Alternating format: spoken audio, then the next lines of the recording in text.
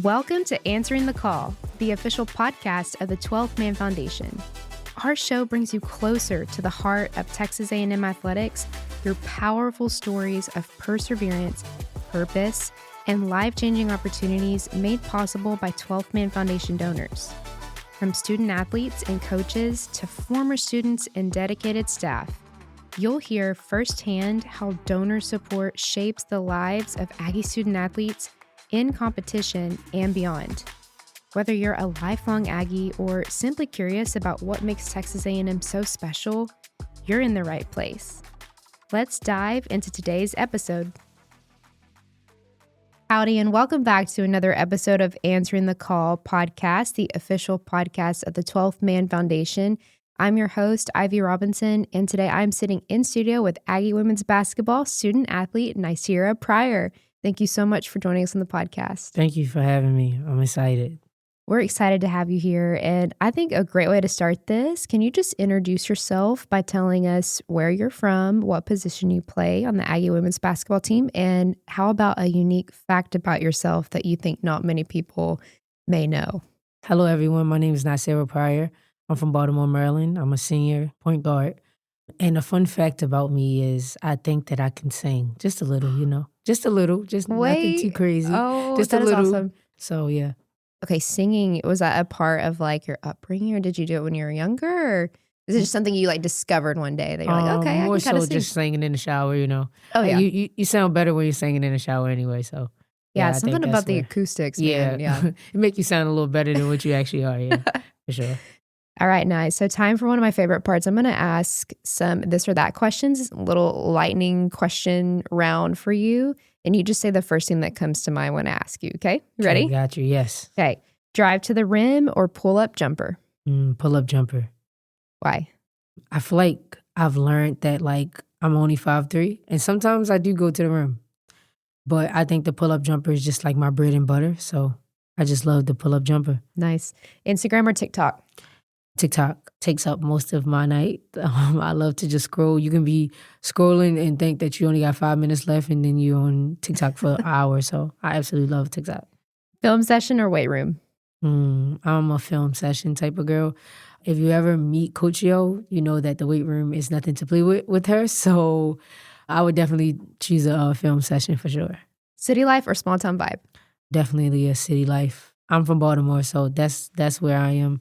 I love that it's always something going on, so I'm a city girl. Beach vacation or mountain getaway? Beach. I love to be on the beach, having my feet in the water and swimming, and I love to just be in the sun. I hate the cold. I said that I hate the cold, so that beach for me is a relaxation for me. Sneakers or slides? Crocs. Does that count? Crocs. Absolutely. I think I'm a Crocs girl. I'll wear my people Crocs. sometimes hate on Crocs, but I love Crocs. I love Crocs, absolutely. I'm really not a slides girl, and I'm not a shoes type of girl. I have a lot of shoes. My mom gets on me all the time about this. Oh, you have a lot of shoes. Why you keep buying shoes if you're just gonna wear your slides? But I love Crocs. Crocs is just something to just slip on and go. So I love Crocs. Do you have multiple pair, colors? Yeah, I got black, blue, cream, just a whole bunch. Nice. Cook at home or eat out? Eat out. I know how to cook, but I feel like if I continue to just cook the same, because I only know how to cook salmon and spaghetti. That's all I know how to cook for real. So I feel like I'm just an eat out type of girl. Cooking takes a long time. So I feel like I'm just, nope. I'm about to just eat out real quick and get it to go. Team bus karaoke or locker room dance party? That's hard. This team is so energetic. Either one would be absolutely amazing. I would say the locker room dance though, because we just such a good team to be around, and it's just funny anytime that we're dancing. So I would do a dance for sure. And then finally, quiet confidence or loud energy? Loud energy.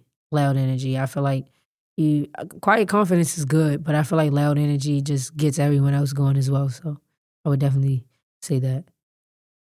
Let's talk a little bit about just your early athletic days. When you were a young athlete, What first got you specifically into the game of basketball? Do you Yeah. remember? Yeah, so actually I started when I was in first grade and I wasn't very good at it. I was playing with my dad and I just was not good and I wanted to quit and I was like, "Dad, I don't know if I can play basketball. This is not for me." And I was actually a cheerleader at the time. I didn't want to cheerlead. I actually wanted to play football.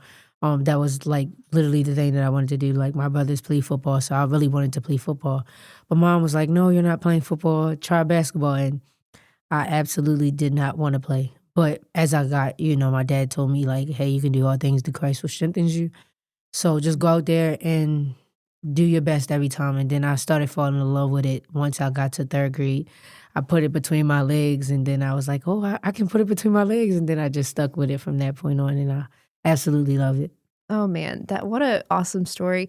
Were your parents athletes? Did they play anyone in your family play in college or So no, I was the first one to play like D1 basketball. None of my parents played in so no college. ties? They weren't coaches or like Yeah, what they were coaches. Like my dad, he was my first ever basketball coach. My brothers played basketball. My sister played basketball, but no one played in like college. But and my dad played when he was in high school. My mom was a track runner, so I mean, I got a little yeah. athletic in my family. So Yeah, it sounds like you're right, a very athletic family. yeah, So sports was always something y'all were doing as yeah. a family. For Yeah. sure, for sure. Yeah. And like my mom, she was my soccer coach. I used to play soccer, so my mom was my soccer coach. But yeah, growing up, my parents were my coaches. Little house rec team, like it was just like a Mhm. rec team. And my dad was really, he was the coach, and my mom was one of the coaches as well. So that's where I just grew up, just loving the game of basketball. Mhm.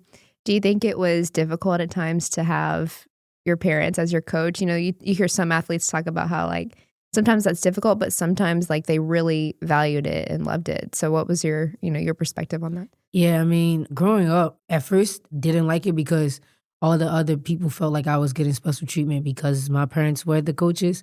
But I think now looking back on it, like they showed me so many different ways to learn the game and be better. They expected more from me because I was their child. So like that's where I got the leadership part of Mm. of my game from. And I think also just embracing, having your parents there and knowing that they know the game helps you take their criticism better. That's a very good point. I was reading about your resume. You've had such a decorated career already, multiple player of the year honors, defensive player of the year, and even a few triple doubles under your belt. What drives you to compete at such, high level night after night? It's hard because I'm only 5'3". You already have so many odds stacked against you day in and day out. No one thinks that you're capable of doing the things that you do. And someone told me like, "Hey, like you're not gonna play D1 basketball. You're 5'3". The most you may get is a D3 offer." And then I wound up getting a D1 offer, and now I'm playing at the highest level of basketball. So I think for me, just always believing in myself and knowing that God has this path for me, and knowing Mhm. that I'm on the path that I'm on because I put in the hard work and it wasn't given to me. I think just going in out there every night and giving my all and knowing that I have people back at home that are looking up to me, like I'm a mentor back at home. And it's just bigger than me. I'm playing for something bigger than me every Mhm. night. So I'm just going out there and I'm just giving it my all. I love that, playing for something bigger than yourself. I wanna go back to your background. Tell our listeners more about just your journey, like the path you took from high school and how you got to Sacred Heart University. Tell Yeah. us about that path, like, tell us about the college, like, how that opportunity came about. Tell us about that path a little bit. Yeah, so I went to Western High School in Baltimore, and I absolutely loved it. We took a couple state runs. We lost in the semifinals my freshman year. My sophomore year was COVID, and for me that was one of the hardest years because I felt like at that moment everything was taken away from me. Like I didn't know life outside of basketball, so I would go outside every day and play basketball and just train and train and train. Junior year, we didn't get to play high school basketball, but they allowed to play the AAU. So that was the last year for AAU. And it was like almost like a switch for me, knowing that any given day basketball can be taken away, or any given day the thing that you love can be taken away. You can't take that for granted. So I think that season for me was literally the turning point for me, knowing that every game could be my last game and going Mhm. out there every day and just giving it my all. And then and also leaving no regrets. I feel like a lot of times that could be your last game and you never know. And then you regret not doing something that you could have done. So just always giving my all. And then my senior year came and we finally got high school basketball back. And we did a whole state run with 7 people. We had 7 people and we won the state championship in Maryland. And that was just such a great moment for me. But my recruitment process was just a little different. Going into my senior year, I wanted to commit before I went into my senior year so I didn't have to worry about it. And it was hard. It was hard to choose the right school for me. It was nothing like I ever experienced. And I kind of wanted to take my time with it. A lot of times people was like, why haven't you committed yet? And I had a lot of D1 offers, but I just didn't want to just choose the school that had the big name or, I wanted to wait my turn. So I had a lot of mid-major schools and a lot of like HBCUs and stuff like that. But when I stepped onto Sacred Heart, I just felt like it was home. I'd never been to Connecticut before I went to Sacred Heart. So when I stepped on the campus, it just felt so refreshing to be here. And the coaches, everything that they said they would do for me, they did. Absolutely loved the culture there. I loved the coaching staff. I loved the players. And the group that I came in with, we were just so hungry and ready to work. So for me, like going there it was just a home away from home. And I loved every part about it. I loved every moment of it because they believed in me. They took a chance on me, like I'm 5'3", and to take a chance on me and name me player of the year, rookie of the year, and defensive player of the year in 1 year, like they really took a chance on me. So I will forever be grateful for them taking a chance on me, and shout out to Coach Minetti for giving me the opportunity. Still my heart to this day, but I think also like being named captain that year as well, my freshman year, like just all the things that they've taken a chance on me with, I just loved every part about being there. And yeah, it was hard to leave. It was very hard to leave. Man, it sounds like an incredible journey you had. And I mean, you just truly grew as an athlete there. Yeah. I mean, thinking about reaching those accolades and earning those awards, what does that mean to you? Because you mentioned earlier that, some people told you they didn't think you'd be able to get to such a level or get to a D1 program. So to know that you put in all that hard work and it finally paid off, and to see that acceleration, when you reflect on that, what stands out to you? What means most to you about that journey? And then what would be like your message to a young athlete who's maybe has a similar path or is trying to get to that level as well? My journey was different, and you can't look at other people's path and think that you're supposed to be on that path. You got to run your own race, and I think that's exactly what I did. I think the one thing that I take from my journey is taking every day one step at a time, one game at a time, one moment at a time, one quarter, 1 second, and never taking anything for granted. Knowing that any given day, this stuff can be taken from you. I think that was the most humbling thing for me. I think also being 5'3", I know that there's other people from my hometown who's the same height who also looks up to me. So every time I stepped out on the court, I knew that it was someone that was looking up to me. How am I responding to failure? How am I responding to the success as well? Staying humble, staying grounded, staying patient with myself. I think that's the most important thing. And again, like I said, people look up to me back at home. And every time I stepped on the court, that's what it was. Knowing that it was like a path that they could follow, and it was so humbling and so amazing to feel that I had my whole village back at home watching me and wanting me to succeed. I think that's the thing for me. And I think the advice that I would give to anyone that's younger and that is looking to play at a higher level is to always just run your race. You can't look at other people's situations and think that you're supposed to get that blessing. Your blessing is always coming. There's a season for everything. So I think just waiting and being patient is the most important thing. And sometimes when you try to move too fast, you miss out on the right blessing. And I think in that moment when I was going to Sacred Heart, like that was the right blessing for me. That was the right thing for me. And then coming here, this is also the right blessing. Like I waited my turn and I'm still running the race. So I would tell people all the time, like, you're not denied. It's sometimes just delayed, so just be patient and just wait and run your race. Man, run your race, be patient, wait for the blessing. There's so many good things to unpack there. I mean, I love Yeah. what you said about your encouragement being to young athletes to not rush your development, right? And to not fall into that mindset of comparison and I've got to be on this certain trajectory or this certain schedule. I got to be here by this point. No, like everybody has their own life, their own progression of advancement. And just like you said, like there see certain seasons and certain things that we're meant to go through for a reason. For a And reason. I just think it's, probably hard in this day and age too with the era of college sports with Yeah. NIL and just the fast pace of everything and just everybody wanting this instant gratification, wanting to be at the highest level quick. I think it's so refreshing to talk to athletes just like you when throughout all that noise and throughout the nature of what college athletics is today, that there are still some of you saying it's very important. You've got to stay humble. You've got to keep your head down. You've got to work hard. Nothing's going to be given to you.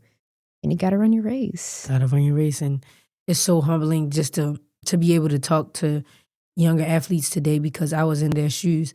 I think that a lot of times now with NIL, people are looking to go at the higher schools because they know that they have higher value. And when I went into college, there was no NIL.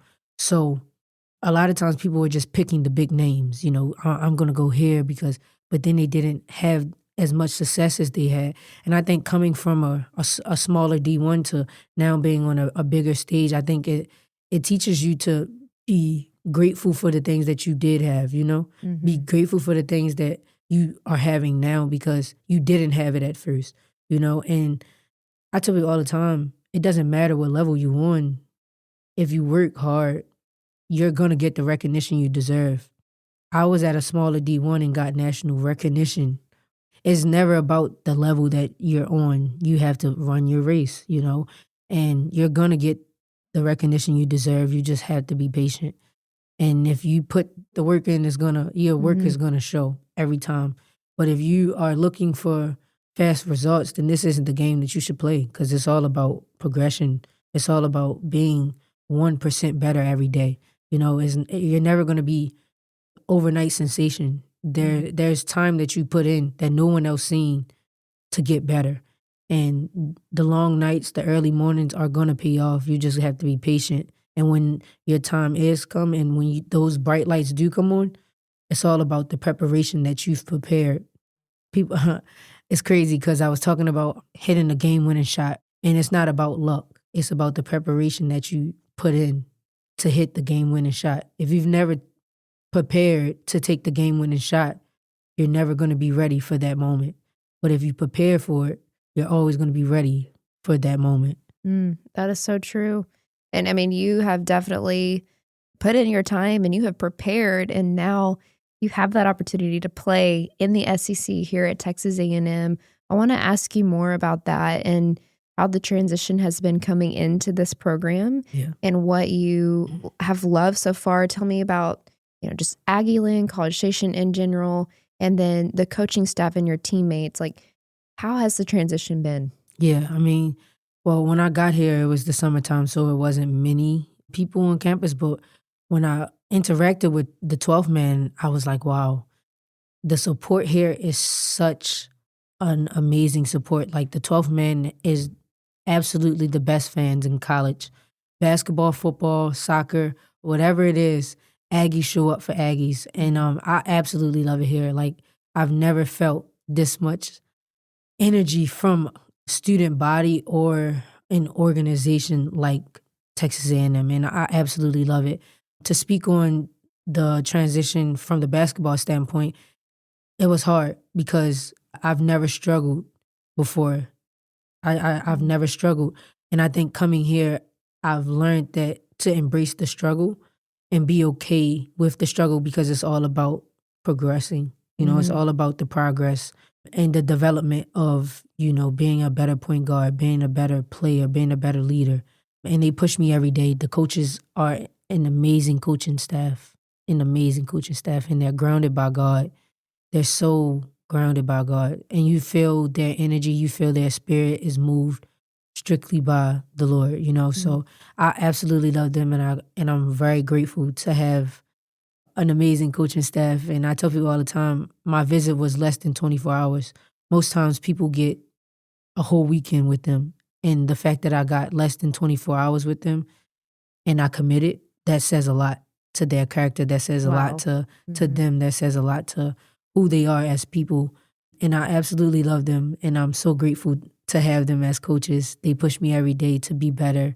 And they don't let me take days off, They harp really on the consistency part of my game. Like, how consistent are you? Even when days are hard, how consistent are you? Are you preparing to get to the next level? Because I only have 1 year, right? So are you preparing to get to the next level? How are you doing that? Are you being intentional about coming in here every day, getting 1% better? So I absolutely love them. And then my team, like, it's such a great feeling to know that your team has your back. And we're like such a close-knit family. Like, it's so cliche to say, but like, we genuinely love each other. Like, on and off the court, like, we have each other back. We're so close. We love to hang out. There's no cliques. Like, a lot of times when you have teams, that it's cliques here and there. Like, people mess with other people when they mess with, but everyone loves everyone. Everyone wants everyone to succeed. So when we're in practice, we're always pushing each other to be better.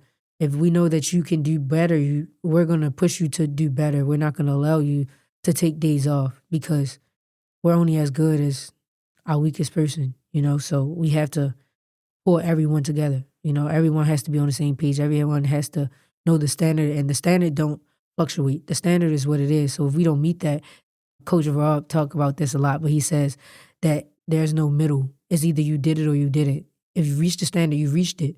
If you did it, there's no in between. So I think we try to hold each other to that standard every day to do that. And I'm so excited for this team because we've come into a new program, but everyone is excited to learn, and we're all sponges. We're all trying to get it together, and I just love that everyone wants to come every day and work. I mean, yeah, talking to you and then some other of the Aggie women's basketball student athletes, it sounds like y'all just have a lot of energy and fire and passion. Y'all are ready to get out there on the court this season and to work hard. And, I love to hear too that, the culture and the relationships y'all have built are really strong, because that is the foundation of having a successful team, in my opinion. You've also leadership. You've got to have a great coach, great coaching staff. That's also, that awesome culture and fostering that culture. But that's awesome to hear that y'all, a lot of new people, transfers in, and y'all got close pretty quick. Yeah. And it's crazy to say, but like, when you come into a new team, you don't know what to expect. You don't know if the returners are gonna, embrace the newcomers. But the returners that we have, Vanessa, Janae, and Lo, I think that they do a very good job with knowing the standard and bringing everyone else aboard. Because we didn't know what the standard was, but they never sugarcoated it either. Like, they told us exactly what it was, and it was probably more, But I think that at the end of the day, they do a very good job with, intertwining the standard with how it was last year and how it is this year, and kind of bringing us together. So they do a very good job of that. Yeah. This is more of a lighthearted question, but moving to Texas, weather's very different from up north. Very. Like, what has been like something that has been a really difficult adjustment from like that perspective, just living in Texas? And then, what's surprised you about Texas A&M specifically? Like, did anything honestly shock you when you got here, like in a good way? Well, moving to Texas is different. Baltimore right now is probably like 18 degrees. Oh my People gosh. has their coats on and their ski mask on and their hats, their Under Armour and stuff.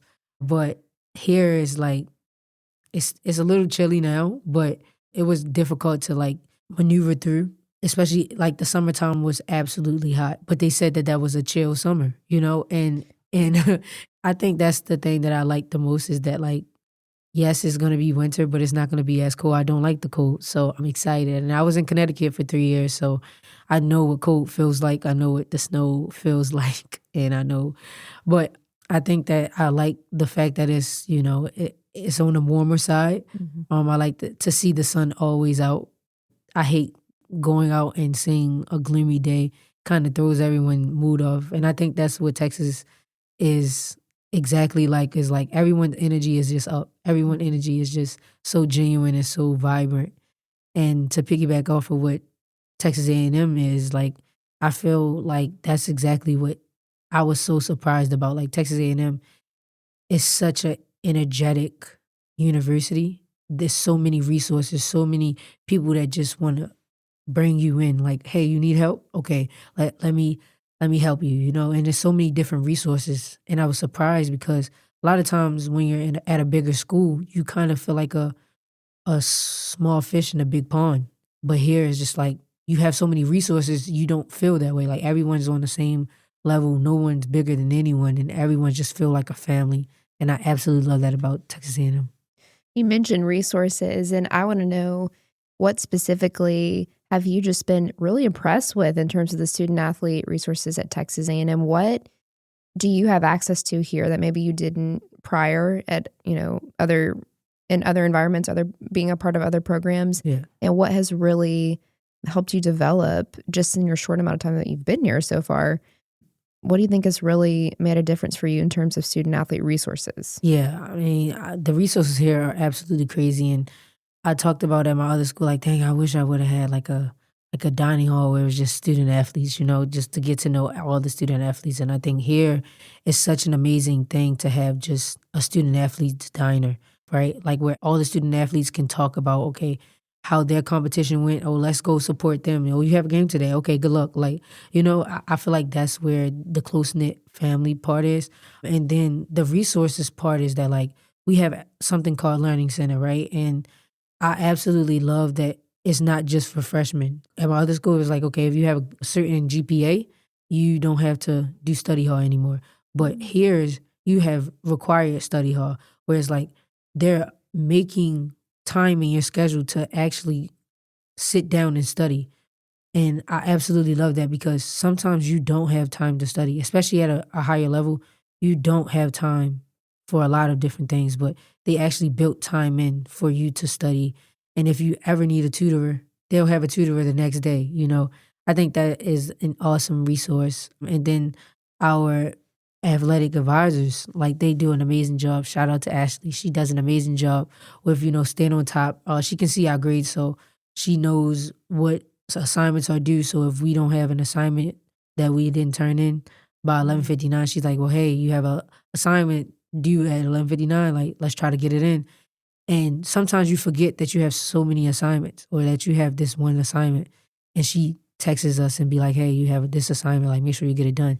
I think that is like the most amazing thing because you don't always get that. Sometimes you're just left on your own and it's too late sometimes. Like, you've already done the damage and then they try to help you after. Where here is just like they're being proactive about the grades and stuff. So I absolutely love that. That's awesome to hear. Yeah, here at Texas A&M, it's a continued, emphasis, right? They want you still, plugged in, being on top of your studies and advocating for that education. What are you studying here? So I'm in University Studies of Race, Gender, and Ethnicity. And I absolutely love it because it's like a broader thing. And it's more geared into like women's studies, which I absolutely love. But I also have a minor in psychology and sports management. So, but I want to be a teacher. So the thing is with teaching, you don't really have to get a teaching degree to be a teacher. But I think that what I'm studying right now is just teaching me to, be an advocate for women, and I think that is very important just to understand a lot of the societal things and pressures that women face that we don't really get to see. So seeing that firsthand is just amazing. And I absolutely love my major right now. That is awesome. I'm glad you're enjoying that. Yeah.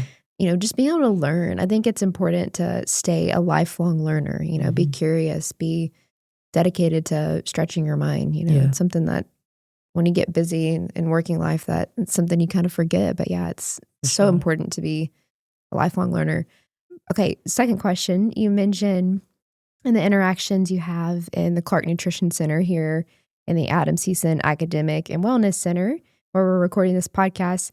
But at Clark, you said that you get to see other athletes, interact with them, learn about when they have oh, you've got a game coming up. That's awesome. Good luck. What are some other Aggie sports you've been to so far? And what has been kind of your perspective on that? Have you enjoyed it? What's been your favorite Aggie sport moment that you've experienced so far? Yeah, I've went to soccer, I've went to softball, I went to football. They are the only 3 sports that I've been to so far. I'm planning on going to track. I'm pretty close with a lot of track athletes. But I think the best one I've went to so far is obviously the football game. Like the football dynamic and the amount of players that I know on the football team, like they're just so down to earth. And like you don't get that at a lot of schools. Like some people think that they're just Hollywood, and I love that our football team aren't Hollywood. Like, granted, they are celebrities. In others' eyes, they are celebrities. Like, and to our eyes, they are celebrities as well. But they don't treat other people as if they're celebrities. Like, hey, what's up? How you doing? Like, hey, I'm gonna come to your game. Like, they're very respectful. And at other schools, you don't always get that. And I went to a soccer game. The soccer game was absolutely amazing. The way that people show up, and it was one of the ones that were like in the beginning of the year, and we were behind their bench and we were screaming and stuff, and it was just amazing time to be able to support other athletes, and I think that Clark does a very good job of allowing other athletes to just intertwine with one another. The track athletes are absolutely amazing. They're so down to earth as well, softball as well, and I feel like everyone that I've met so far has just been genuine, and absolutely amazing. Yep. It's all about the people, those relationships. And we do, of course, obviously, as an Aggie myself, I'm biased, but I think we have, the best coaching staff, the best athletes, just so hardworking. And from what I have experienced, just being the host on this podcast, everyone has been extremely humble and grateful for the opportunity to be continuing the sport that they love while getting a great education at this awesome university. Okay, just a few more questions for you. How would you describe the Aggie women's basketball team as a whole this year, and what are the goals they all have for this season? I would say we're very energetic, very hopeful for this season. I think we talk about, what they did last season. I think coming into this year, like, we have almost a chip on our shoulder. Like, no one knows this team. They know last year's team. They know last year's identity.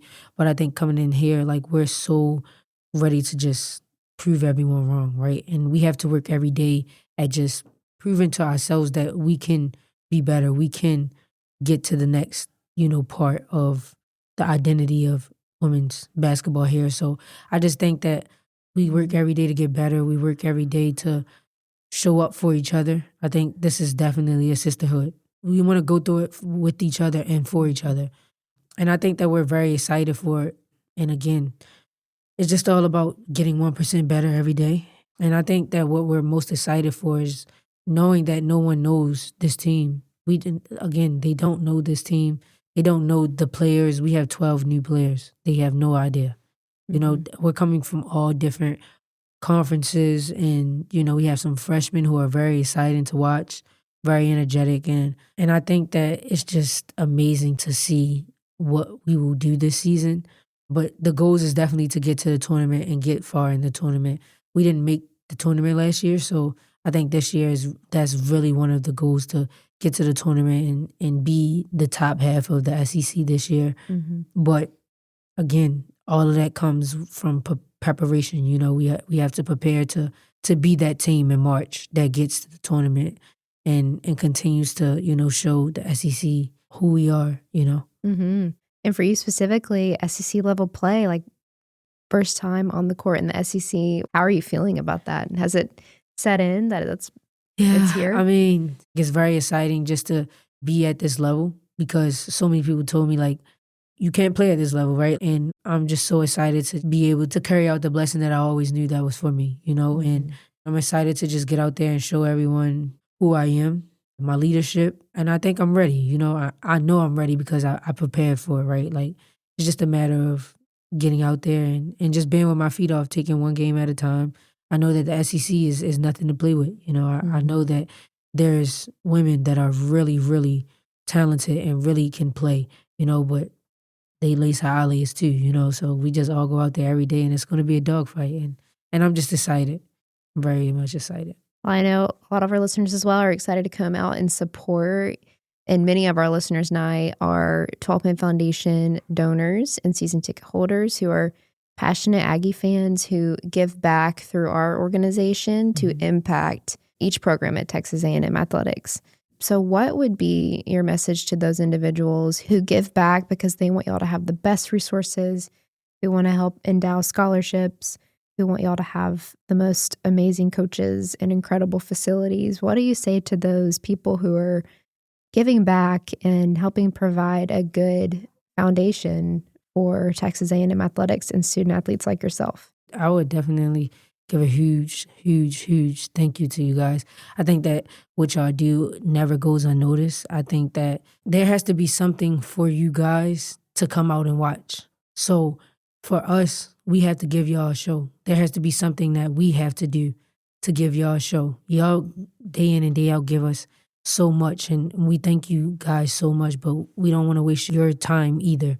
Like, we want to show y'all what we're made of as well. So we just want to say thank you, and God bless you guys. And then finally, why are you specifically proud to be an Aggie? I'm proud to be an Aggie because being an Aggie comes with a lot. Aggies help each other, so I think that's exactly who I am. I'm always one to help other people. I'm always one to pick other people up, and Aggies help Aggies, so I know that another Aggie would do the same for me. I'm excited to be an Aggie also because I know I wear the 12th man across my chest every day, and the 12th man is always going to show up and be very supportive. So I'm just excited, and I'm so glad to be an Aggie. I'm so glad. Ny'Ceara Pryor on Answering the Call podcast. Thank you so much for your time today and for joining us on the show. Thank you for having me. Thank you. Thank you for joining us on another episode of Answering the Call. If you're enjoying this show, please rate and follow us on your podcast streaming platform of choice so you can be the first to know when a new episode drops. As always, a big thank you to our incredible podcast producer, Megan Rohde, the 12 Man Productions, and Texas A&M Athletics NIL Department. We also extend our heartfelt gratitude to every donor and season ticket holder for always answering the call through loyal support of Texas A&M Athletics and our student athletes.